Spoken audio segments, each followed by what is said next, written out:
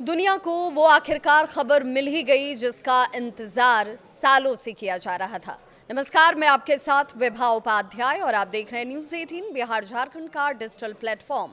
2 साल से जारी खूनी जंग अब थम चुकी है। इजराइल और हमास ने शांति समझौते पर हस्ताक्षर कर दिए हैं। यानी जिस जंग के समाप्त होने की उम्मीद जाहिर की जा रही थी वो सफल हुई। इस ऐतिहासिक समझौते की सबसे बड़ी बात यह है कि इसकी मध्यस्थता की है अमेरिकी राष्ट्रपति डोनाल्ड ट्रंप ने। जी हाँ, ट्रंप ने खुद दुनिया के सामने इस बात का ऐलान किया कि गाजा में अब नई सुबह की शुरुआत हो रही है। गाजा की तस्वीरें दुनिया ने कई बार देखी होंगी, जिनमें टूटे घर आपको दिखे होंगे, मलबों में दबी जिंदगियां दिखी होंगी, रोते बिलखते बच्चे और बड़े दिखे होंगे। 2 साल से चली आ रही इस जंग में हजारों लोगों की जान गई, लाखों लोग बेघर हो गए।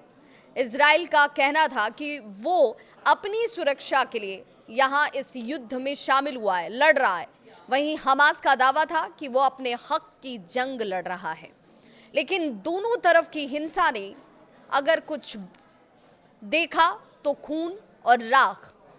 अब उसी गाजा में शांति समझौते के बाद एक नई कहानी लिखी जा रही है। अमेरिका ने इस पीस डील का पूरा खाका जैसे तैयार किया है। फेज 1 यानी कि सबसे पहले चरण में मकसद है मानवीय राहत और संघर्ष विराम। इसमें अगर बात करें तो 4 बड़े पॉइंट्स शामिल हैं और ये पॉइंट्स हैं: पहला, बंधकों की रिहाई कराना। हमास के पास मौजूद सभी इजरायली बंधक जो हैं उन्हें रिहा किया जाएगा और अनुमान है कि 100 से ज्यादा लोग, जिनमें महिलाएं और बच्चे भी शामिल हैं, इस प्रक्रिया के तहत घर वापसी करेंगे। एक रिपोर्ट ये कहती है कि हमास इस वीकेंड तक सभी 20 जीवित बंधकों को रिहा कर सकता है। फिलिस्तीनी कैदियों की रिहाई का रास्ता भी इसके साथ ही शुरू हो रहा है। इजराइल भी जवाब में अपनी जेलों से फिलिस्तीनी कैदियों को छोड़ेगा। संख्या हालांकि अभी तक साफ नहीं है, लेकिन ये दोनों पक्षों में भरोसे की सबसे पहली परीक्षा भी होगी। सेना की वापसी तीसरा चरण है, जिसमें इजरायली फौज गाजा पट्टी के कुछ हिस्सों से, कुछ इलाकों से हटेगी और खासकर उन इलाकों से जहां हाल के महीनों में सबसे तीव्र लड़ाई आपने देखी होगी। सेना पीछे हटेगी, लेकिन सुरक्षा सुनिश्चित करने के लिए अंतर्राष्ट्रीय शांति बल की तैनाती यहां की जा सकती है, जिसकी संभावना जाहिर की जा रही है। मानवीय सहायता और पुनर्निर्माण अगला चरण होगा, जिसमें गाजा में पानी, बिजली, अस्पताल और दवाओं की आपूर्ति को सुनिश्चित किया जाना सबसे अहम माना जा रहा है।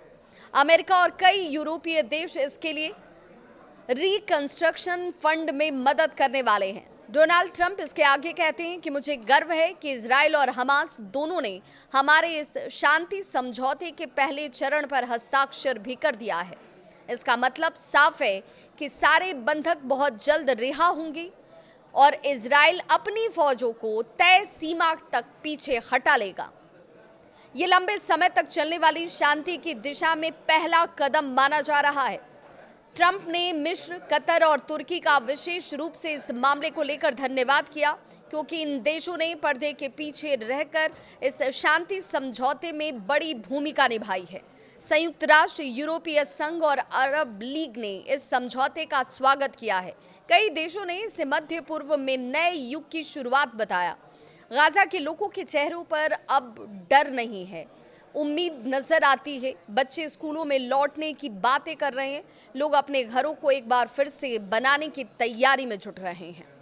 विशेषज्ञ ये मानते हैं कि ये डील केवल एक शुरुआत है, क्योंकि स्थायी शांति तभी संभव हो पाएगी जब दोनों पक्ष राजनीतिक संवाद को जारी रखेंगे।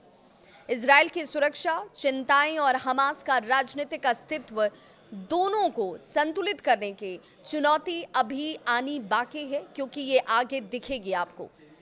लेकिन देर से ही सही, दुरुस्त आय वाली कहावत यहाँ ठीक बैठती है। गाजा जो अब तक सिर्फ युद्ध और दर्द का प्रतीक बना हुआ था, अब उम्मीद की नई कहानी बन सकता है। 2 साल की तबाही और उसके बाद अगर ये शांति कायम रहती है तो आने वाली पीढ़ियां शायद ये जरूर कहेंगी कि कभी यहाँ युद्ध हुआ करता था, अब यहाँ सिर्फ शांति बसती है।